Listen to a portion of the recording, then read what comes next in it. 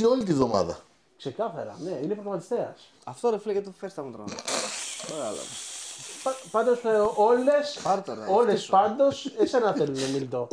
Αυτό είναι το ότι όλες το Μίλτο θέλετε και καλά κάνετε. Από αυτές που με θέλουν, εσείς χαρίζω όλες. Σόπα ρε, μας χαρίζεις όλες. Γιατί? Όλες όμορφες είναι. Δεν είναι και εύμορφες κιόλας, έτσι.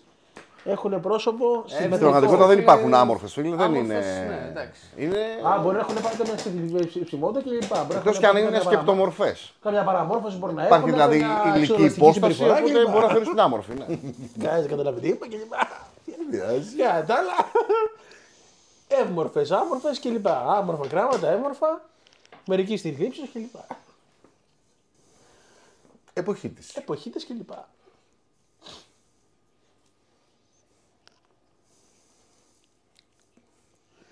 Καλέστε τώρα. Τηλεφωνήστε. Τηλεφωνήσε και ήρθαν Καγεράνη. Ας το πούμε τώρα λίγο πιο σεξουαλικά. Μη μάλλον και ήρθαν, έλα το σκηνή και τις εποχές. Τηλεφωνήστε τώρα στο 6940 73 50 35.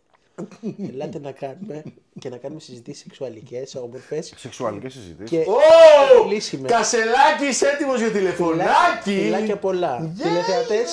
Τηλεθεατές παύλα viewers και βιερούσες. Σε εσάς λέω. Το θηλυκό του viewer είναι η βιερούσες. Είναι η βρωμούσα και η βιερούσα.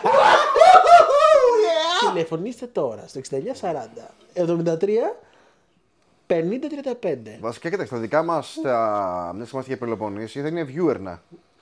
Ναι, έχεις δίκιο. Έτσι. Ακόμα, είδες, τα ξέρεις ακόμα Το καλύτερα. viewer και η viewer. Τα ξυλιόμπρος, κορυφή ανθρωπότητα, στο κομμάτι φιλολογίας και λοιπά.